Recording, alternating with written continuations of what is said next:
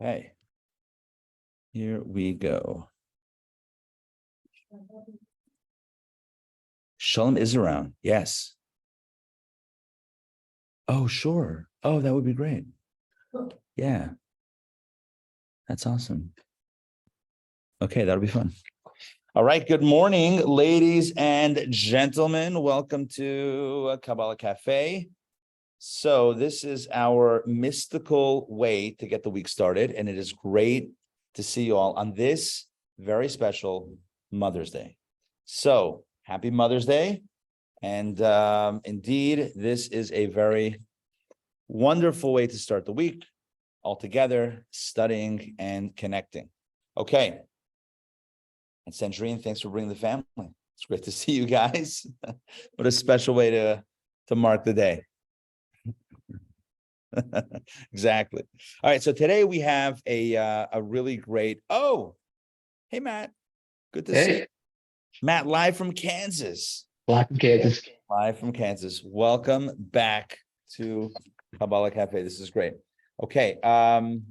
So here we go. Today we're going to do something that I love doing. We do this periodically. We are going to go through the Sphirot chart. Now, for those of you that have studied Kabbalah with me before, in various contexts, you have probably encountered this in one form or another. When I say that, I mean in exactly this form. We're going to go through this today with a very specific focus on, hey Joy, welcome, on masculine and feminine energies. As you will see, today's class is entitled Mob Men. That's like Mad Men, but not right. Mob Men. I'm trying. Mob Men and feminine faith. Mob Men and feminine faith. And the goal at the end of today's session is to understand why it is that when it came to the sin of the golden calf, it was only the men that participated in the sin and not the women. What's up with that? Guys, come on. What's up with the guys, dancing around the golden calf like that? So to better understand this, according to Kabbalah, we're going to go through this chart. Now, this chart is the Sphirot chart. What are the Sphirot? We'll talk about that today. 10 divine energies that are part of the fabric of the universe. It says that God emanated these 10 energies when in the process of creating the world. These are the 10 building blocks, as it were, to the creation of the world. All right, all of this will become clear as we go on. So let's only please 1 second. People here, please take and pass. Thank you. And Donna, great to see you. Please take and pass. I'm going to put this chart, if I can find it. I'm going to put this chart on the Zoom as well. Give me a quick second here. So while that gets passed around, I'm going to pull this up on my computer. Here we go. Sphirot chart. Okay. Now, what we're going to do is we're going to go through these energies. I'll give you a little bit of a context about these, and we're going to go through their gender, as it were. Right. So the masculine and feminine dynamic of these energies, which is a very interesting form of exploration. Okay, so let's jump in this together. Quick question. Sure. This together. This specific handout? No. Or no, the construct? Of the energies. I mean, it's not in the Torah. Right. So, like, how did it come to be that these were So defined? excellent question. So where do these 10 energies and their names originate from, and who's the first one that conceived of them? It begins in Sefer Yetzirah, which is one of the oldest books of Kabbalah. Sefer Yetzirah, we don't actually know who wrote it. Some say it was Abraham, Avram Avinu, our forefather Abraham, who wrote this book. It translates as the book of formation, Sefer Yetzirah. So it goes back a long time. It's in Zohar. Basically, in all the classic Kabbalistic works, you have this schematic, as it were, of energies. What's interesting, and I want to point out a lot of different features of what you have in front of you. What's interesting is that you could depict these energies in two different ways. One is, and before I even continue, any depiction is just on a paper, right? It's like they don't actually exist in little circles, in that configuration. But there's two ways to even conceptualize their configuration. One is eat one energy following the next. So you have like energy 1, 2, 3, 4, 5, kind of like in a straight line. Again, not physically in a straight line, but just kind of going down from 1 to 10. Or you can picture them as falling along three lines, right, left, and center, where you have, as you have in this image, right? If you take a look at this depiction, you see that there's a right line, a right vector, perhaps we would call it, a left vector, and a center vector. And the reason for that is because that depicts the energies as they exist in a state of balance, as opposed to a state of non-balance. What would be the opposite of balance?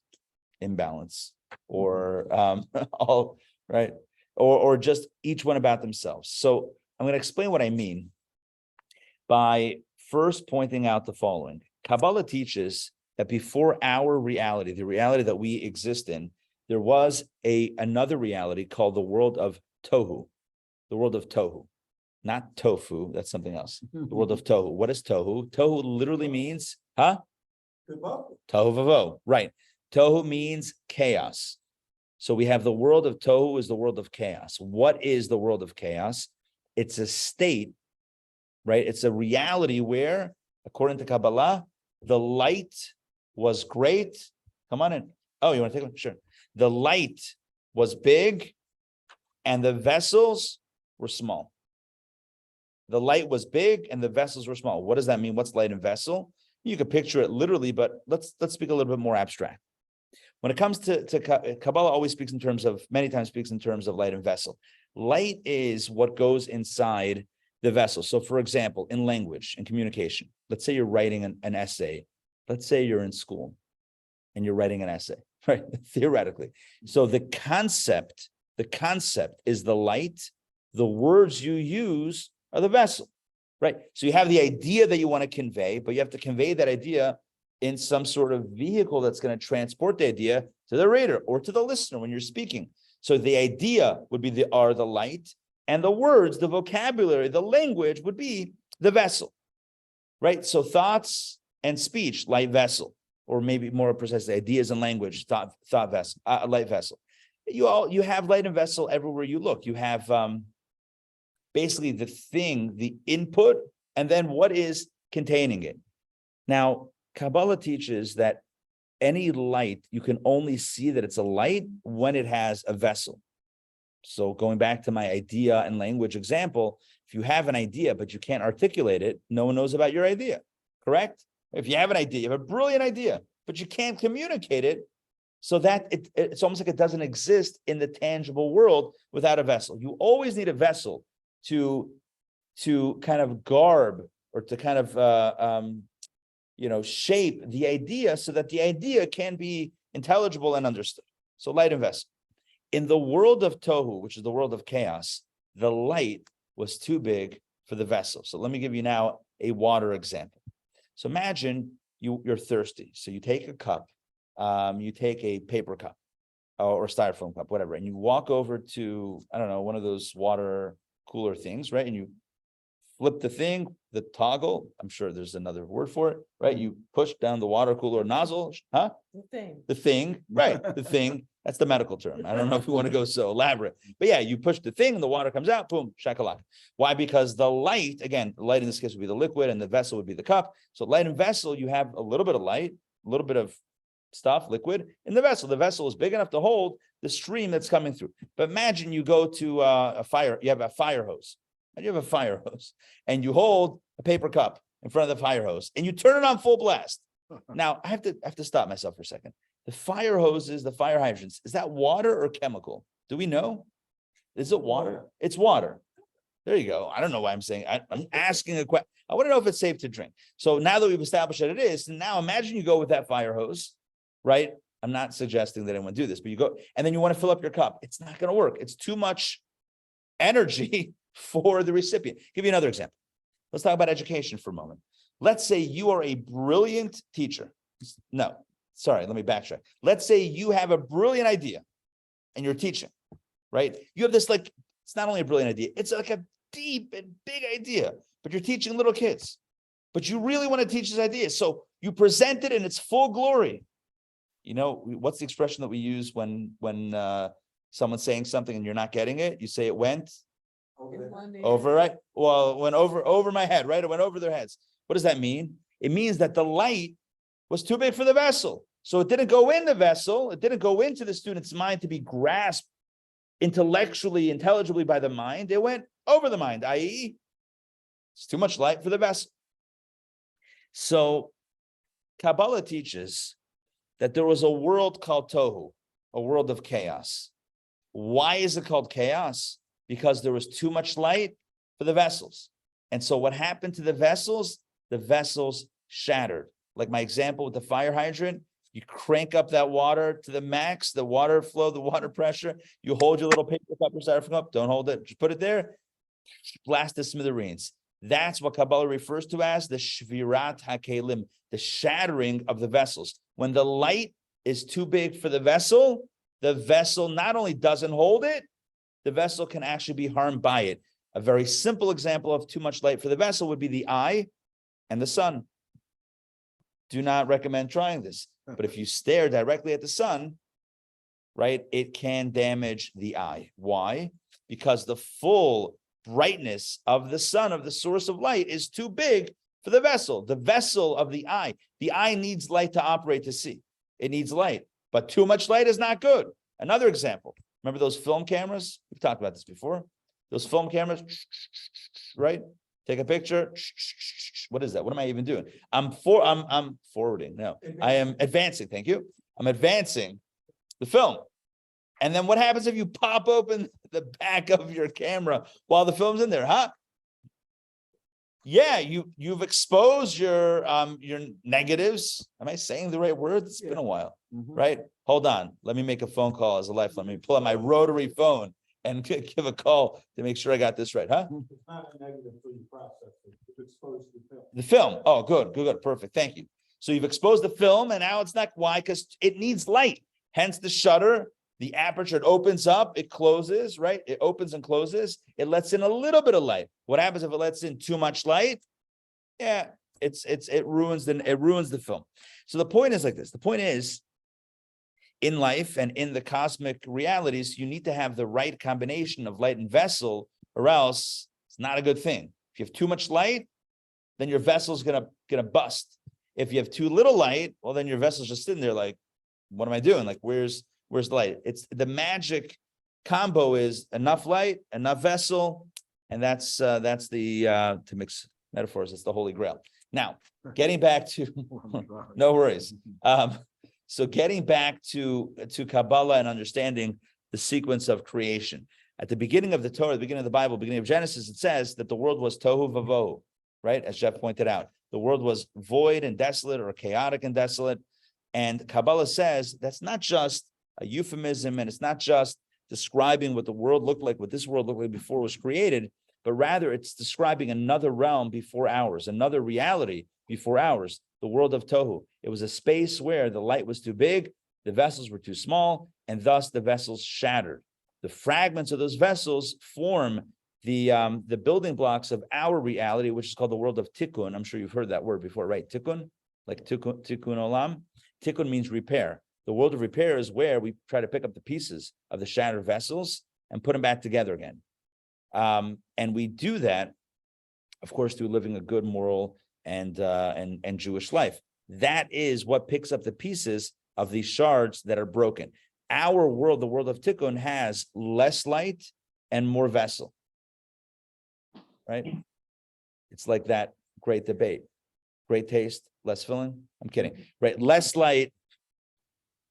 What was that? Was that Budweiser? Bud Light?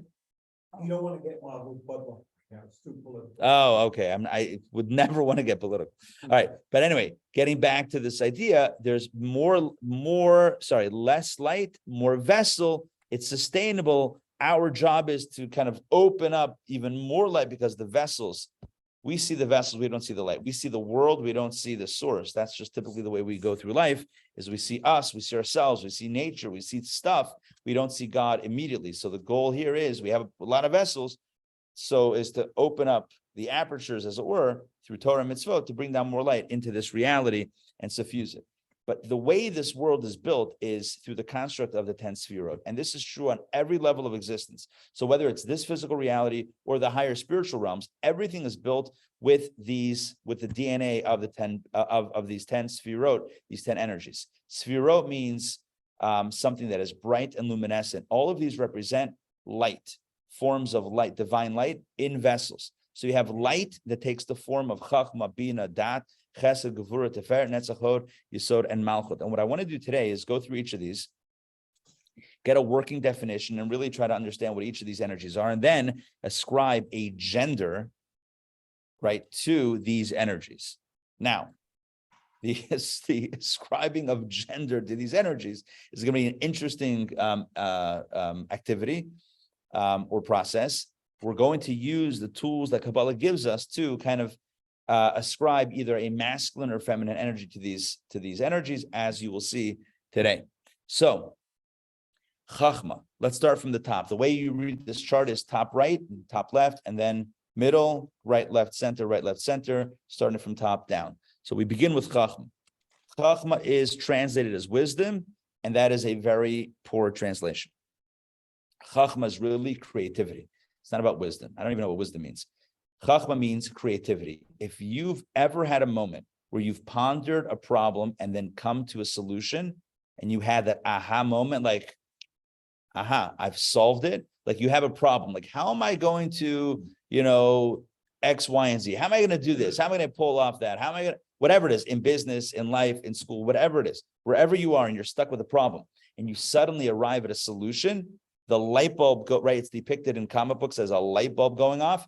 That is the experience of Chachma. Chachma is new information, a new flash of insight, creative inspiration. So as well as if you've ever sat in on a meeting, a brainstorming session, starting off with a blank sheet of paper and then come up with something new, a new idea, that is all channeling the intellectual power of Chachma. So Chachma, I don't know if wisdom is, again, a poor translation. Chachma is creative, intellectual creativity.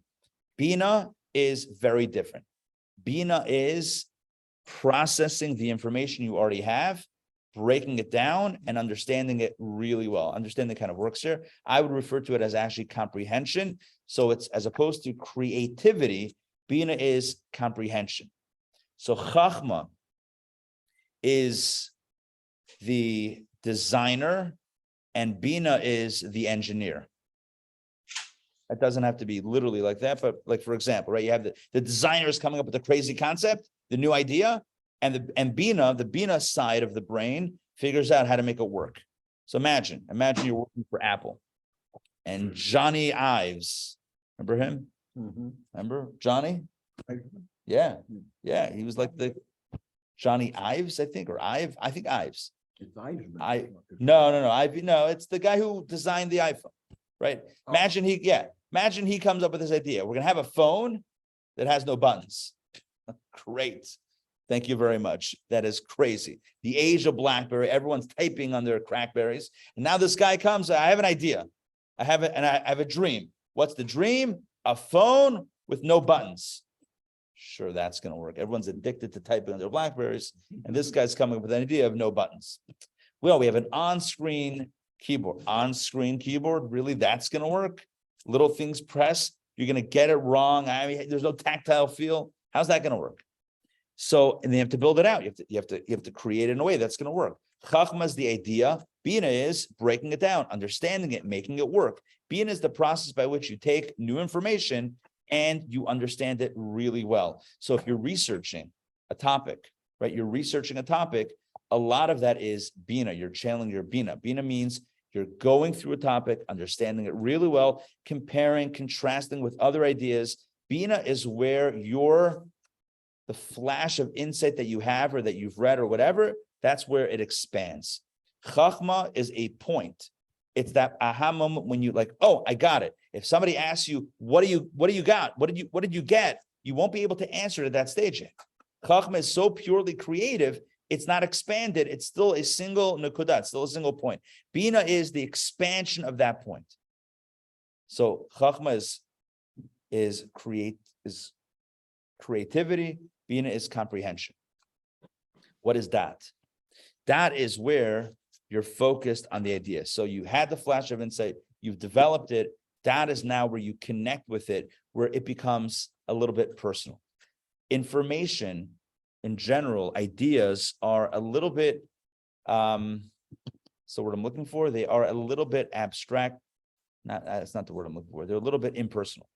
Ideas are impersonal. You can know an idea and understand an idea very well. You can have chachma cranked up to the max and bina cranked up to the max, but it still doesn't mean anything to you. You can understand the topic really, really well, and it could be completely impersonal to you. A story that I've shared countless times, at least it feels like to me countless times.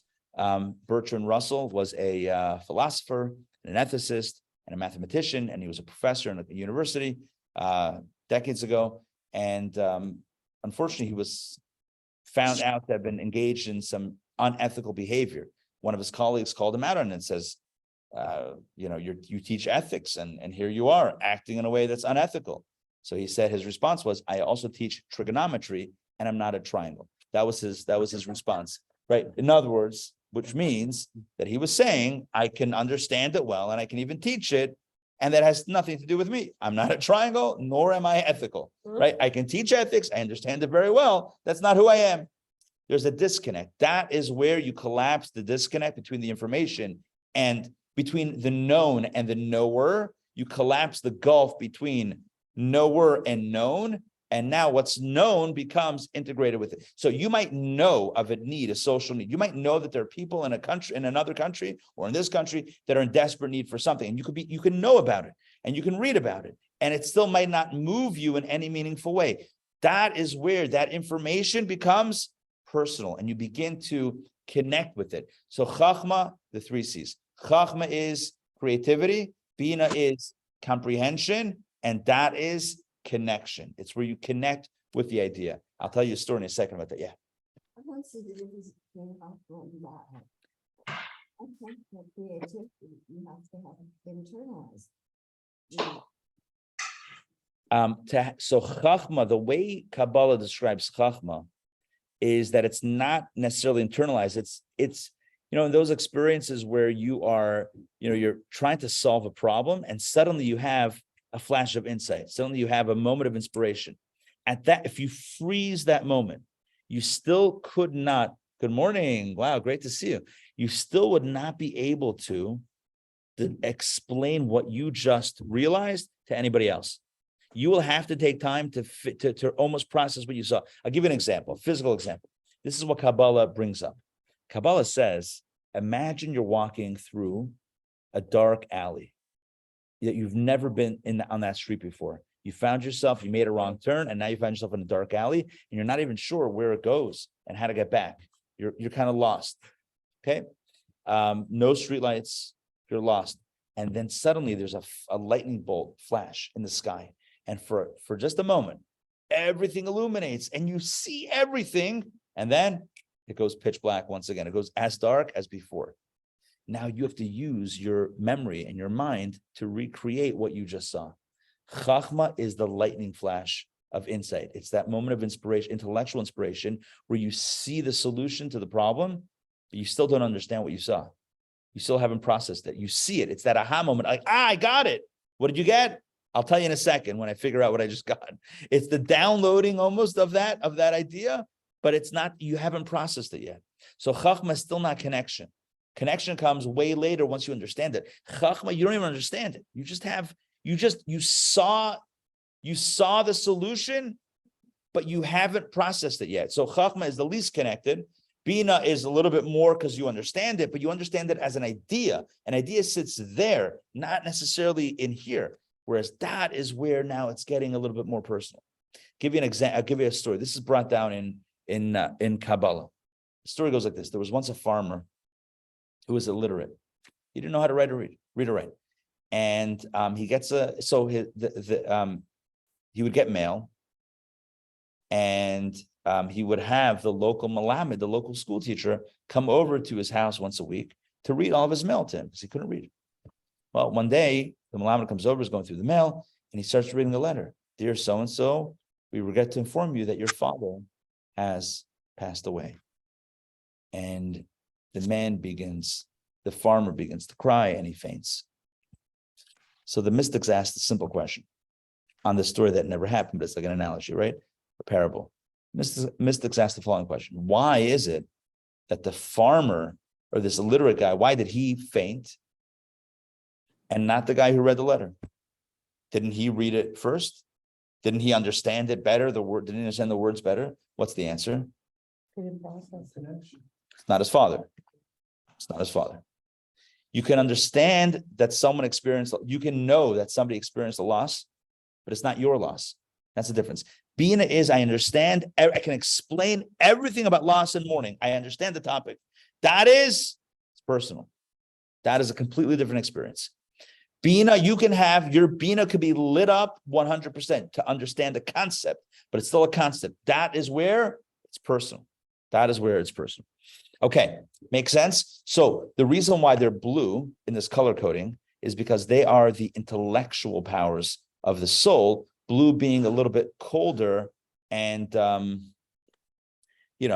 don't know, in water faucets or whatever, blue is typically cold, red is hot. That's just the way it is. So blue is colder, i.e. to indicate that it's the intellectual powers as opposed to the emotional powers. Now, the next energies that we get to are emotional energies. So we'll start with chesed. And again, just to not lose the plot here, we're describing what the mystics explain are energies and realities that God created, that God manifested to create this world. This world is created through Chachma, Bina, Dat, etc., and will unfold. And the human soul, which is created in the image of God. Remember when Genesis says, the Torah says that we are created in the image of God, an image of Hashem. What that means is that our soul, the human soul, also possesses all 10 of these energies, which is why we have Chachma. It's easier to speak about it in our terms because that's what we understand, and we understand that this also exists above. But the way we'll understand this best is by reflecting how these exist within us. So we have Chachma, we have creativity. Bina, we have the ability to comprehend and break things down. Dat, we can connect with ideas. And now let's move on to the emotions. Because even dat is how the idea is personal, but it's not how I feel about the idea. That comes next. Once it's personal, that leads directly to the emotions. Chesed is emotion number one, which is loving kindness. Chesed is attraction. It's love. It's generosity. It's giving. Chesed typically is translated as kindness or giving, generosity. Chesed is the energy is flowing outward from within the person, and it's the directional arrow of chesed is outward. It's reaching out to someone. It is giving to someone. It's love. It's kindness. It's all of the above. It's the energy is flowing from within to without. Gevura on the other side, on the left side, is the opposite energy. Gevura is not an outflow, but rather an inflow, which means the energy, the arrow, is pointing inside. Gevura means it's the energy of constriction, where instead of Gevura literally means strength, yeah. But in this context, strength means how do you depict strength? By clenching, almost like to make a muscle, like to clench. So the idea of clenching means it's withdrawing the energy, as opposed to the energy being open, the energy is withdrawing. Gevura means, as opposed to giving, it's a severity, it's a judgment. Gevura means I'm withholding. So the chesed energy is giving and generosity, and the gevura energy is withholding, keeping it close to me and not letting it go. So absolutely, gevura would be boundaries. So chesed would be, let's talk about children for a second. Chesed is when the child asks, can we go to Allie's Cookies? Yeah, I don't want to use that example. Here's the problem. I was thinking about any other example other than that. Why? Because I don't want to do gevura on you. I don't want to do gevura on the cookie shop, which the kids love. Thank you, Jeff. Okay, so chesed would be yes, let's go get cookies. Gevura would be no, let's not get cookies. Why? Because I don't know, we got cookies at home. Because we got or it's too close to dinner, or it's whatever the reason would be. Gevura would be creating boundaries and limitations and the ability to say no. Chesed is the yes, gevura is the no, and you need a healthy no sometimes. I'll give you an easier example, right? A kid wants to play with a toy. Yes, chesed, yes. The kid wants to play with a knife. No, right? That's a healthy gevura. Every relationship needs chesed and gevura. Every relationship. Most relationships, healthy relationships, need a good balance of chesed and gevura. Chesed is yes, it's giving, it's that closeness. And gvura is the boundaries. You need healthy boundaries. Every healthy, sorry? Yin and yang. Yin and yang. That's why they're on opposite sides of the poles, right? One is the right side, one is the left side. One is open, one is a little bit more closed. One is giving, one is withholding. One is, there's just two different energies. You need both in a healthy relationship. So in parenting, you need to show your child love and care and generosity. At the same time, there's also boundaries and rules and restrictions, and that's part of a healthy relationship, right? Part of a healthy relationship is to have a balance, is to have both, and to utilize both of these energies in their healthiest way. Chesed, each of these could be distorted. Too much chesed, right, is what we would call, I guess, spoiling. Right? Too much chesed is, now the child doesn't know any boundaries or any no's or anything. So that's not good. Too much gevura, that's like, I don't know, a boot camp, right? That's like military. That's like too much gevura is like, I can't do anything. The child's like, everything is a no. So you need a good balance between chesed and gevura. And we're always walking that tightrope between chesed and gevura. We're always, think about the breath, think about life itself. Physical, human, biological life, right? What happens? The heart expands and contracts, right? When it pumps blood, right? There's expansion and contraction. The lungs expand and contract. Everything is a process of expansion and contraction. Expansion is chesed, contraction is gvura. Literally, the heartbeat of life is the duality of chesed, gvura, expansion, contraction, expansion, contraction. It's always that flow, ebb and flow between the two. You need a healthy balance of both. Yes and no, and yes and no, and yes and no. Okay, Tiferet in the middle. Let's keep on going. Tiferet is translated here as compassion.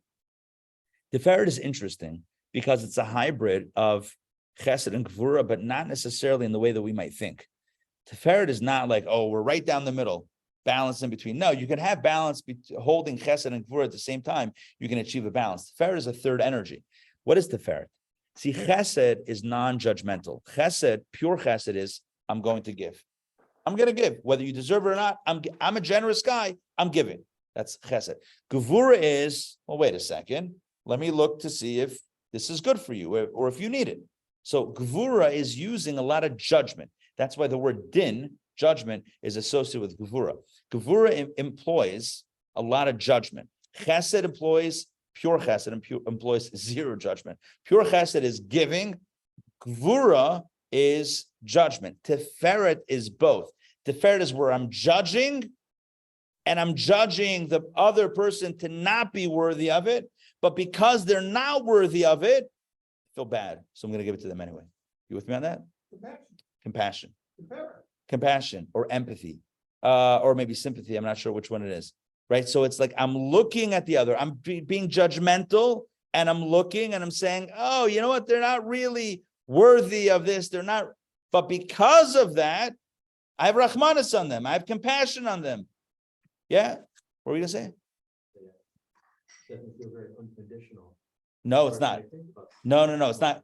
No, chesed is more unconditional. Chesed is unconditional. Chesed is, I love, I'm giving. Tiferet is more of, I'm judging, I found it, the other, I'm giving one, this is manifest in every area of life. I'm just giving one example. I've judged the other to not be so worthy, but because of that, I feel bad that they're not. So therefore, it's kind of like Kabbalah uses this in the context of one's own self-reflection. So you think about your own soul. So you try to reach a level of chesed. I want to love God today. Love God. Loving God is not always easy. What does it mean to love God? Who is God, and have I seen him lately? Loving God is kind of complicated. He says, try tiferet, try compassion. What's compassion? I have a soul. Where does the soul come from? From above. And Nebuch, the soul was taken from above, from a pure place above, and sent down into this world. Can you imagine the culture shock? You have a piece of heaven that's sent down to this world of chaos and drama. Wow, that's a culture shock. And then it's sent into a body with all of its mishigasin, of its craziness, and all of its needs. And the next thing you know, the soul is is just wanting connection, but it's hard to find connection. And so internal Tiferet is, I feel bad for my own soul. It's a shame the soul has to put up with me. Ay, that's hard. It's not easy. And because of the compassion, we might take care of the soul because we're compassionate and give the soul an outlet, i.e. prayer and good deeds and Torah study, etc. Anyway, that's another example of it. But just in short, in brief, chesed is expansion, gvura is contraction, chesed is unconditional, gvura is discernment, tiferet is combining both in a unique way, where I have the judgment and discernment, and as a result of that, I'm giving. So it's psychological gvura, but behavioral chesed. Does that make sense? Psychological gvura. On the inside, I'm judging like gvura, but on a behavioral level, I'm operating on a chesed level, which is giving. Psychological gvura, behavioral chesed. You heard it here for the first time. All right, moving on. Netzach. I was about to say next, but it's almost like netzach. Pretty much the same. Netzach is ambition. Okay, so here's the interesting thing about netzach. Netzach is, and again, all of these energies exist in the fabric of existence, as well as in the human soul, created in the image of God, who employs these to create. So netzach is the ambition that we have to get stuff done. And I'll explain what that means. It's the drive. It's, what's the word I'm looking for? Ambition, drive, motivation. What else is it? It is endurance. It's the ability to see something through to the end. For any goal or with any goal that's worth achieving, you will inevitably bump into obstacles. There's nothing worth achieving that won't have a wall that manifests along the way. You will always find an obstacle. The question is, when the obstacle presented itself, did you back down? Did you walk away? Did you retreat, or did you keep on going to see your vision through? Netzach is the human ability to be so passionate about what you want that you're going to see it all the way through. Kind of like chesed, in the generosity sense, was about open giving and that flow. Netzach is, in the context of the human drive, is about seeing your vision all the way through to the very end. That means when somebody tells you it's not going to work, when someone tells you it's flawed, when someone tells you it's never going to work, you say, I'm going to do it anyway. And yes, Theranos can with one drop of blood. I'm sorry. That was a joke. Thank you. That was a joke, right? Even when all the experts say it can, you say it can. I just need another $100 million to make it work. Anyway, all joking aside, the idea of netzach. Oh, netzach, can that be abused? Absolutely. Can that be ugly? Yeah. That's someone who's so addicted to power and to their own ego that they keep on pushing and knock everyone over. That's the unhealthy. Every energy here can be manifest in a healthy way and in an unhealthy way. That's where free choice comes in. Netzach could be tremendously beneficial. Netzach means that I don't get sidelined by how tired I am, or by ups and downs, ebbs and flows of life. I see something through my commitments. I see it through all the way to the end. That's a great quality. And you know what? That can also be a disaster, leading someone to be so addicted to their own ego and their own power that they will knock everything down along the way to get what they want at the expense of everyone else. That's unhealthy. Exactly like Elizabeth Holmes. Also, right. Hod. What is Hod? Hod is the opposite extreme.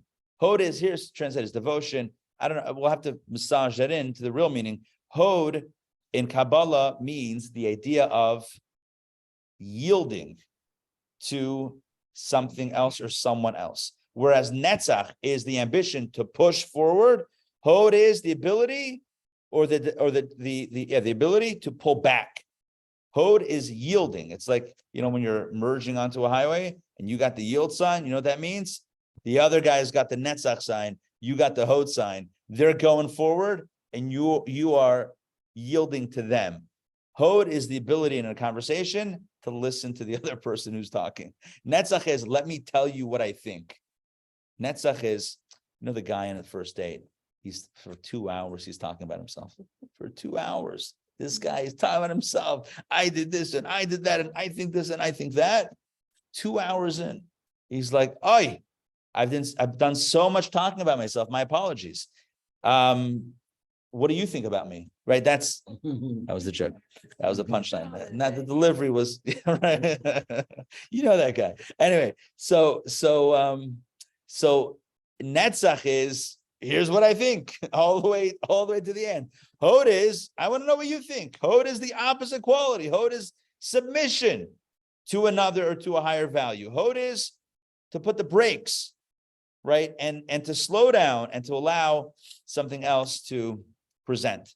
Yesod is translated here as bonding. It's really about the power of communication, which is that give and take between Netzach and Hod. It's about Netzach is in the relationship, it's about the giving, and Hod is the receiving. So in a sense, Yesod is that communication, is that connection. Every real connection, every real relationship employs both the Netzach and the Hod, the give and the take of, let's say, a conversation. You're speaking, you're in that Netzach presentation, and then you're listening. As the other speaks, you're in that Hod presentation.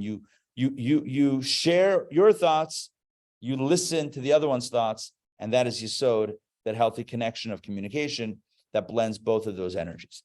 And then you get to Malchut. And if you notice in this depiction, Malchut looks like an outlier. You notice that? It's kind of disconnected from the rest of the structure. It almost looks like you have like a nice structure, especially if you throw Keter in there, right? At no extra charge. We could have thrown Keter at the top, and it makes like a nice little diamond shape. And then you have a diamond plus one. Like what? Who's that extra wheel over there? Malchut. Malchut is disconnected from the rest. What is Malchut? Malchut is literally translated as kingship or leadership. You know, a week ago, England got a new king, King Charles. That was a big simcha in England. Was it? I don't know. Yes, it was a big. Everyone's too soon, right? It's complicated. Meghan wasn't there, right? She was not there. Yeah, Meghan wasn't there. He was the outlier. Right. You're saying Malchut is the Meghan. I don't know. We'll have to see. But anyway, I asked yesterday, so I gave Sandrine, I gave that class that you saw the email about, the one about royal drama, King Charles, Prince Harry, and the ethics in the midst of honoring parents. That's what was the topic we did in Davening 101 yesterday. And so, yeah. So we spoke about the context of Harry and Charles, that complicated relationship vis-a-vis honoring parents. And so, why am I saying this? Because we were discussing how Meghan did not show up to the you were there. Yeah, to the coronation. She did not show up to the coronation. And maybe that was her way of not like drawing too much attention, and it was just like it was able to happen. Anyway, I know why I mentioned this, because I was asking yesterday who's team Meghan, who's team non-Meghan. It was an interesting it's interesting. Lots of strong opinions, and some not strong opinions. So getting back to this final energy, Malchut. Malchut is the most enigmatic of the energies. And I will say, in my experience studying Kabbalah and Hasidic philosophy, there is no energy that is discussed more than Malchut. Malchut is discussed, again, in my studies, way more than all of the other energies combined. And the reason for this is, number one, because it is so enigmatic and mysterious, but also because it's the most practical. Malchut is leadership. Malchut is, today, leadership is such an important word. Everyone's in a leadership. Everyone is studying leadership and trying to figure out how to be a better leader for themselves. Everyone be a leader of yourself, of your family, of your community, in your school, in your workplace. Leadership. It's a big buzzword. And Kabbalah speaks about Malchut in a very interesting way. The one thing you notice about Malchut is that it's at the bottom of all the other energies. Think about how counterintuitive that is. You think about a leader, and if you were to create like an org chart, where would you put the leader? The top, At the top. And here, where's the leader? the bottom. At the bottom. How does that make any sense? But you would think. Correct. Right. So that's the way it's depicted here. But again, I just want to point out how counterintuitive that is. In any org chart, the leader, the CEO, is at the top. And you usually have those lines and branches that go from the top. There's a single head, And then from there, the lines are going down to the rest of the organization, to the rest of the company or whatever, nonprofit. It goes there and then it goes down. And here, Malchut is at the bottom. What's going on here? Did the Kabbalists get it wrong? I mean, it's a simple fix. Oh, now that's great. Tulmlam. Oh, sorry. Malchut. Right. But what's going on? Why is it at the bottom? So and I don't want to, Kabbalah didn't get it from modern conversations on this. Are you familiar with the phrase servant leadership? It's like a buzzword today, servant leadership. Servant leadership means that you're a leader, but you're also listening. Malchut Malchut being positioned at the bottom tells us the Jewish take on leadership. You know what leadership really is? The ability to listen and to integrate, to synthesize a lot of ideas and to then make a decision. Leadership means making tough decisions, but it's the product of, right? As Tova says, product of listening to what comes before it, gathering information, synthesizing ideas, putting it all together. The greatest leaders are the ones who listen the best and the most. If you don't listen and you make decisions, that's not called leadership. It's called dictatorship. There's a different word for that. Mm-hmm. Someone who makes a decision on their own at the expense of everyone else and says, this is the way we're going to do it, and that's it, my way or the highway, is less a leader and more a dictator. We have a name for that also, right? That's not Malchut.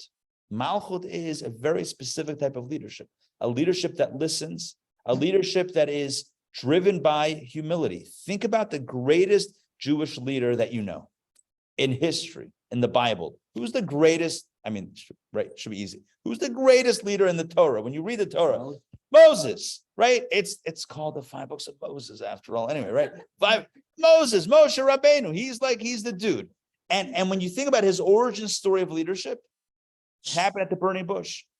There he is minding his own business, shepherding his flock, as it were. And psst, Moses. Imagine the scene. It's like, who said that? Look in the burning bush. The bush is burning, but it's not being consumed. I played Moses in a theatrical. This is absolutely true. It was a play called Exodus. It was a show called Exodus. I know, it was a very creative name. We did this for kids, for school-age kids, in a few different places. I did it in New York and Montreal. Elaborate sets. I played Moses. I held like a little baby sheep or lamb. That was legit. Mm-hmm. Yeah. Legit. It was alive? Live, yeah, live action. Wow. Yeah, the plagues. The sheep live. Yeah. Yes. Absolutely live. Wow. Yeah. Had a staff, the whole 9 yards. Yeah. I told them what to do. I'm kidding. No, like a walking staff. Anyway, getting back to this. So just remembering my lines. Who said that? Anyway, so Moses. So God says to Moses, I want you to be the one to take the Jewish people, to go to Pharaoh, etc., relay the message, let my people go, blah, blah, blah. Fine. So what's Moses' reaction? He says, no, you got the wrong guy. It's like, you want a leader who's going to do this? Great, find someone else. I'm not interested. Why?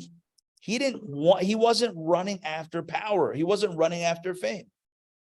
What he wanted to do was, live his life and be his own person. A true leader is someone who is marked most predominantly by humility and the desire not to be a big shot.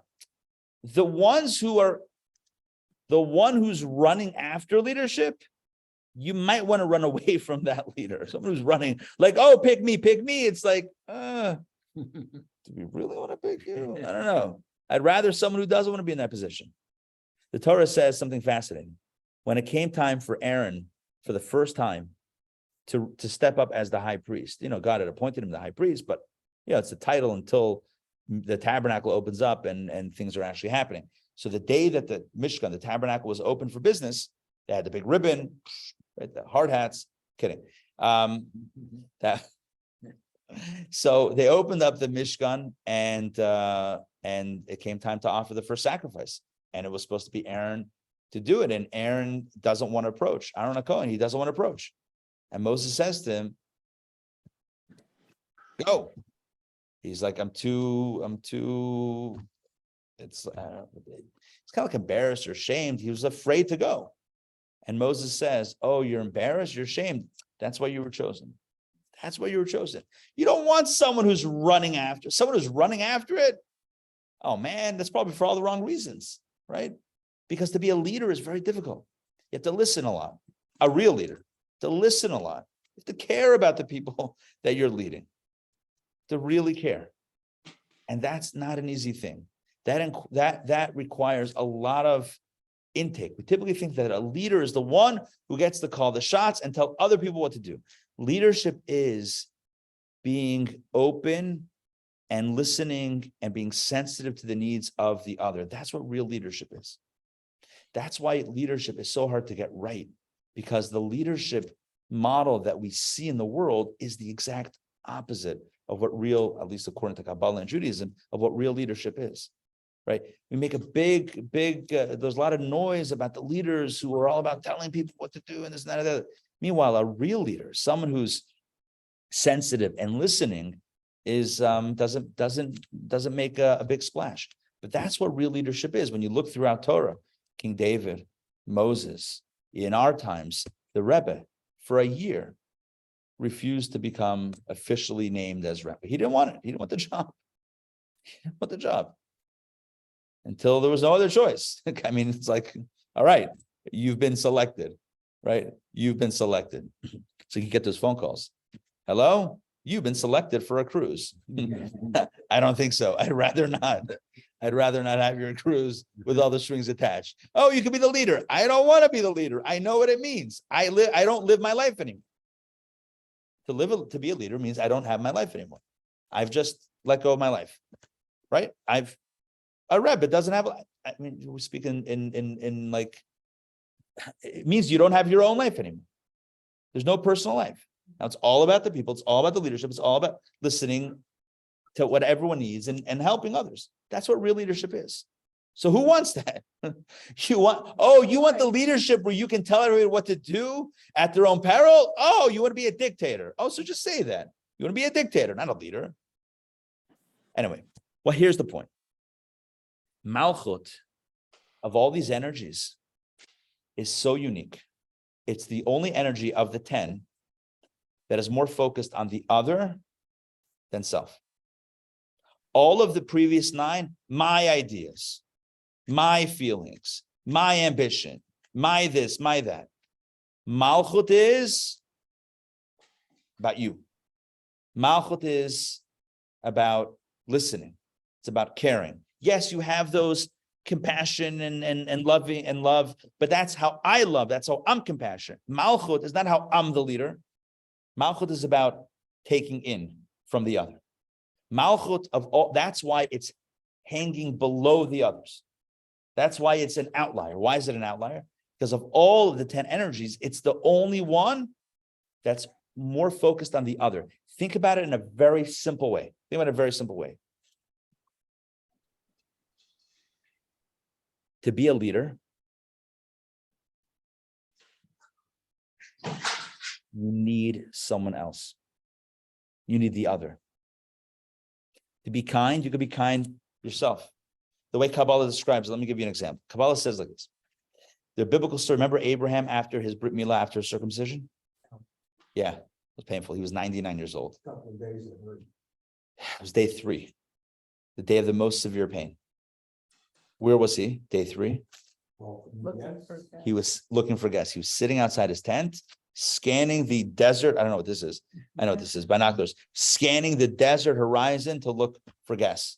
Who would be coming over the next sand dune, the nearest sand dune, and looking for some food and some hospitality? Because that's who he was. He was hospitable. Kabbalah says, you know what that means? There was no one around. There was no one around. And you know what he felt in his heart? Generous. He felt generous. Put someone on a desert island, and they won't have the feeling of Malchut. Malchut is a responsive emotion, or it's a responsive quality. In response to those that need guidance, etc., Malchut responds. Chesed is self-generated. Gvura is self-generated. All of these energies are self-generated, and they're really about expressions of self. Malchut is responsive. Malchut is responsive to a need of others and to what they need and what they wish. You can have a friend on a desert island. If no one's around, you can create a friend, an imaginary friend. We'll call him Wilson. We'll call him Wilson. We're thinking the same source, right? Tom Hanks can create a fictional friend on a desert island, on a deserted island. Still didn't make him king. Right. To be a king, you actually need someone there. Kingdom. Ein melech below am. You cannot be a king without a people. You need others. You need that input. You need to be able to listen. Chesed, you can self-generate. Gvura, you can self-generate. You don't need anyone there. Abraham had no one around, and he felt inspired to be generous. Malchut only exists in response to the needs of others. Malchut is responsive. Malchut is all, my point is, from its very genesis, Malchut is only generated by the needs, by the existence and needs of others. And then when it exists, it's healthy Malchut is only about taking care of their needs. Malchut is always about the other. All of the other energies are about self-expression. Malchut is about the other. That's exactly why God created the world. Malchut is the key idea here in creation. That's why it's the most talked about. Malchut, although it's at the bottom, for the next world, it's at the top. There are many levels of existence, right? Many worlds, spiritual worlds. The Malchut of the upper world becomes the Keter, the crown of the world beneath it. That is the way the structure works. Malchut of Atzilut becomes the Keter of Beria. Malchut of the world of emanation becomes the Keter to the world of creation, which is the subsequent world. And then this Malchut becomes the Keter to the next world, and so on and so forth. But Malchut on its own, Malchut of its own energy, is about receptivity, openness, listening. It's about the other. Malchut sees beauty in the other. Malchut takes the other seriously. Malchut listens. Malchut is all about the other. Yes, the other ones also are about listening and giving and generosity, etc. But it's about me listening. It's about me being generous. Whereas Malchut is legitimately about the other. And again, it's completely counterintuitive to the way we think of leadership, or way we think of Malchut, perhaps in the kingship in the colloquial sense. But that's what Jewish leadership. That's what leadership from a Jewish understanding is really all about. This helps us understand the gender, as it were, of these energies. Here's what I mean. So when it comes to masculine and feminine, which men and women, just to clarify here, men and women all have all 10 of these energies, okay? Which means that men have all 10, women have all 10, so we all have all. Nonetheless, no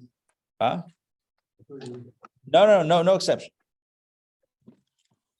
And yet, not except, but and at the same time, there is still energies of these 10 that fall along more of the masculine side, and energies that fall more along the feminine side. What's the difference between the masculine side and the feminine side? The masculine side would be more about self. The feminine side would be more about the other. So in the context, for example, in the context of bringing life into this world, so there is the masculine energy, as it were, and there's the feminine energy. The masculine energy is there is giving on that side, but it's more about the self-giving, whereas the feminine energy is more about creating life. It's more about developing and creating the life itself. There's a 9-month focus, as it were, on actually creating and developing a new life. And so what we have here is the duality of the masculine and feminine energies, where the masculine is always about, in the language of Kabbalah, it's mashpia and mekabel, giver and receiver. Giver is me, right? It's me giving, and receiving is more about you. I'm taking in what you have to say. So of these energies, most of the energies are about giving, i.e., what I have. I'm gonna my chesed, my gvura, my tefer, my netzach, my hod, my yesod. Malchut is about receiving. Again, receiving would be more of the feminine quality. Giving is more of the masculine quality. Understanding this in the world or in spiritual context, the masculine approach to repairing the world would be: the world is broken, we need to fix it, right? What can we add to the world to fix it? Whereas the feminine approach is, it's already beautiful, we just need to uncover its beauty. That's why Shabbat is considered to be a feminine energy, right? We talk about the Shabbat queen, Lecha Dodi, the Shabbat queen. Why is Shabbat feminine? 6 days a week, we work. And what's the nature of work? It's broken, I'm going to fix it, right? The world is not perfect. What can I do to fix the world? Shabbat, the energy of Shabbat is, the world is already beautiful. Let me uncover its beauty. Let me develop its inner beauty. That's a feminine approach. Again, men and women work, men and women rest on Shabbat. It's not men versus women. It's more of a masculine approach versus a feminine approach. The masculine approach is, watch this. The feminine approach is cultivation. That's just the nature. Mashpia, makabel, giving versus receiving and cultivating. So again, in these energies, what you have is, and I'll give you the Kabbalistic terminology, Za and Nukva. Here we go. Za refers to Ze'er Ampin, which is translated as the small face. What's the small face? It's this partsuf, it's this visage, right, left, center. It's kind of like the face, right? Left, center, 2 eyes, and a nose, balanced face, right? 2 ears, a mouth. This is the outlier, the way we're describing. So this is, right. Oh, you're saying this is the smile? Yeah, there you go. Looks like a clown. So for those that are fear of clowns, it's not a face. So what we're talking about here is this. It's called Ze'er Anpin, the small face. There's Arach Anpin, which is the long face. That exists. Second, that exists.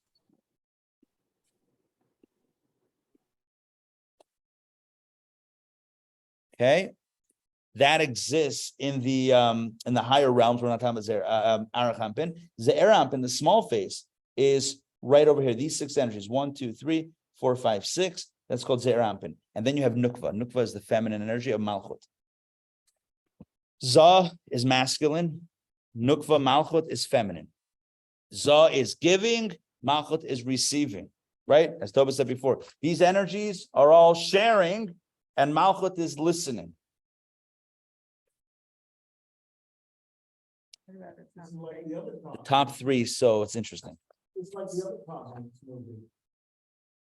The I don't know which. one that took place in the Louvre. Which one? Oh, Or in the airport? No. Catch me if you can. Da Vinci Code. Da Vinci Code. Da Vinci They Code. also talk about feminine being a receiver. Oh, do they? Yes. Well, they got that from Kabbalah. I was gonna say, That's not even a question. I never read the book, but yeah, that's 100% Kabbalah. So up here, that is, we'll leave that aside.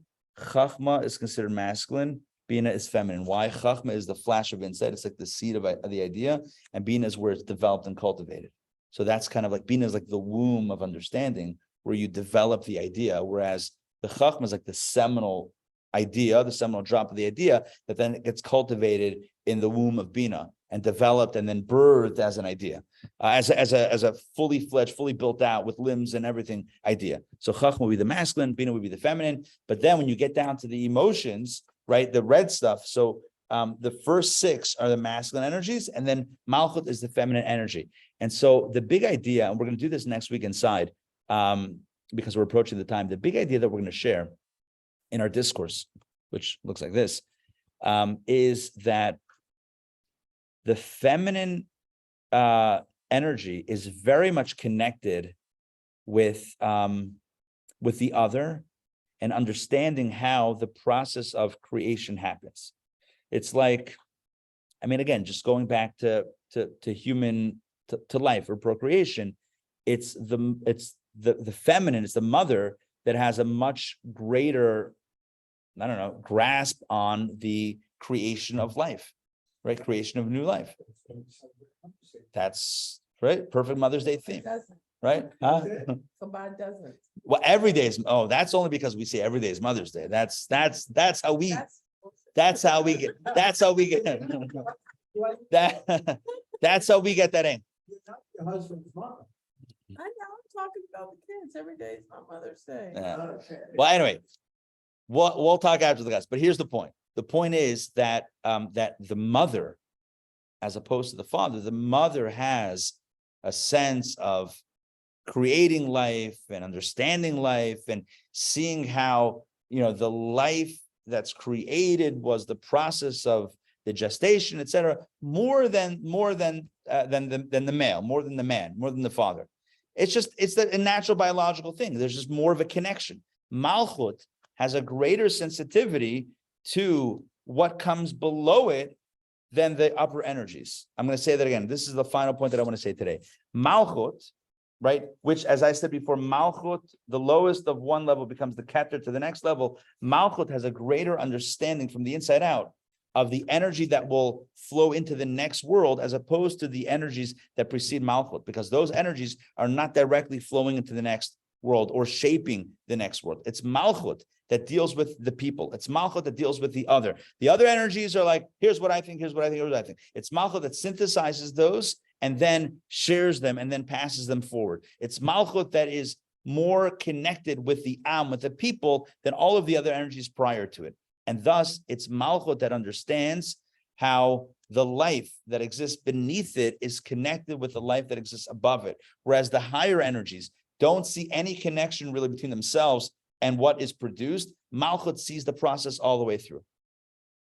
One might say, in the physical example, the human example, a father is like, wow, where did this child come from? And the mother says, I know exactly where this child came from because I've been carrying it and I've birthed it into being. So the mother has a deeper appreciation from the inside out, right, literally and figuratively, of the process of creating life and that new life, and how that new life is a continuum of what was before. Whereas the masculine perspective is there's a bit more of a gap of disconnection organically between where it comes from and what it becomes. That's going to play a pivotal role into understanding why the sin of the golden calf was driven by men and not by women. I thought we might get to there today. It's fine. We'll get there next week and we'll read it inside. It's a dazzling interpretation and reimagining of the whole entire episode of the golden calf, and also really a call for all of us, because at the end of the day, it's not about men versus women. It's about masculine versus feminine approach.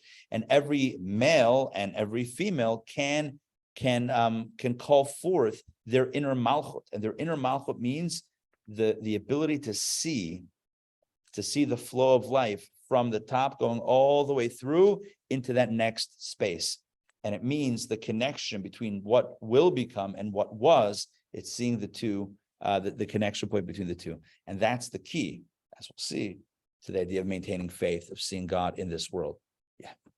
What with Kabbalah, can we assume that these sferot exist for us to seek a balance amongst the 10 energies? Yes. I'm a better individual so that we can go to the next level. So the answer to your question is 100%. The reason why we know about this and study this is precisely to try to achieve a better balance of this in our lives and to achieve a more harmonious balance of these energies. That is one of the definitions of tikkun, as opposed to the world of tohu, where each energy, I don't know if I ever got back to that tohu versus tikkun thing, whereas in tohu, the primordial world of chaos, where each energy is on its own and it doesn't see a balance. So when you don't see a balance, so you have a bunch of people in the room and everyone has their opinion and no one's speaking to each other, you have chaos, right? You have absolute chaos. Whereas the world that we live in, the goal is synthesis and tikkun. So that's the answer. Now, to your second point, or to how you concluded that, And does that get us to the next level? I would say that Judaism focuses less on the personal elevation that is born of that, and more about the impact on the world right here, right now, that is born of that. In other words, when we are in a place of equilibrium and tikkun, when we are not chaotic inside, when we are harmonious inside, we are more likely to live that way harmoniously on the outside and create a more harmonious environment for us all. And that is essentially creating a better world and a more messianic world, a more Mashiach energy world, which is really about a balance of the energies. It's really about that seeing the light in the energies, which creates that balance. So yeah, that would be one of the major goals. Yeah. Are these specifically Jewish energies? Because the people at the Golden Calf, a lot of them are not. Yeah, so it's interesting. It's a very good question. My understanding of this is that these are energies that exist within the human soul, within both the godly soul and the animal soul, within a Jewish soul and with other souls, but specifically human souls, because it says that human beings were created in the image of God. And the idea here would be that, let's say, animals have their own energy and their own soul, but not necessarily composed of these 10 specific energies. This is unique to the human soul, and it's unique to the human experience to have these different powers and abilities that were then meant to synthesize. The key here today is understanding how Malchut is both the end of one space, that which is receiving, and also giving to the next space, but in a way of compassionate kingship or servant leadership, but seeing the energy flow all the way through from one dimension to the next. It's very powerful and it's very beautiful, and it's going to help us understand why that feminine, what I would call that feminine awareness, is the key to seeing God here on earth, as opposed to thinking that God is up there and that here's a world and there's a gap in between. Seeing the flow of divine energy from the top all the way to the bottom is a uniquely feminine lens to see the world through. It's seeing that process all the way through. And that's going to help us understand why it is that the women did not participate in the Golden Calf, and why really for us, the calling is for all of us, men, women, right? It's about evoking that feminine energy within us to really see the truth of what drives all of this around us. All right, thank you for joining me this morning for Kabbalah Café. Baruch to you. Glad you enjoyed. And again, happy Mother's Day. What a perfect topic for Mother's Day to speak about Malchut and feminine energy. Oh, by the way, one major upshot of all of this is that the energy of leadership is aligned with femininity, right? For how many centuries or millennia has it been that leadership or kingship has been dominated by a more masculine energy? And in Kabbalah, what's fascinating is that literally Malchut is Nukva. Nukva is like Nekeva, for those that know Hebrew. Nekeva means female, right? Right, feminine. Literally, Malchut in Kabbalah is called Nukva. Nukva is the Aramaic of Nekeva, feminine. So it's just fascinating that in the Kabbalistic Jewish understanding, leadership is always a feminine energy. That's why Queen Elizabeth. We'll have to see how it plays out. Maybe he has to channel his inner mom. He can't do the wave. All right. Well, thank you all for joining. Don't forget, next week, same bad time, same bad channel. Oh, also, I should point out, this week we have a few special events coming up. Number one, tomorrow night we have a book launch and signing. Not a book that I wrote, but a book that a good friend of mine wrote. Rabbi Mendel Edelman. He wrote a book called Lodestone. It's all about reconciling divine values with human values. What happens when you read the Torah and you're like, well, that doesn't resonate. Like, I have my own values and that doesn't resonate. How do we reconcile those two values? And then next week, that's tomorrow night, right here. Actually, I think maybe even in this space at 7:30. And then next week, Wednesday, one night before the holiday of Shavuot, we have a special lecture by a visiting rabbi from South Africa, Rabbi Levi Weinberg, who will be speaking about the topic of Torah in 23, Torah's modern day application and how Torah can guide us in our modern dilemmas. Coming up at a Torah center near you. All right. Thank you very much. Pleasure. Happy Mother's Day. Happy Mother's Day. Yes, we got to get you in on that. Yeah. Can you email me? You're talking about the Supernatural? Yeah. Yeah. You need a ride too? Sure. Yeah. So if you even hang around here, I'll make sure to send you the email and we'll get you going. All right. Let me just say a quick hi to everybody here. Fran, it's great to see you live from Vegas. Larry, live from California. John and Lisa, live from Georgia. And Matt, live from Kansas. How's life in Kansas in the new house? Oh, it is terrific. I'm very happy I moved to Kansas. I love this. I love this town. Amazing. Amazing. It's so great to see you. Good. Good. Awesome. All right. We'll connect soon and keep a lookout for a housewarming. It's honest Oh, yes. Thank you so much. pleasure. All right. We'll see you guys. Have a wonderful week. Shavua Tov. Take care, everybody.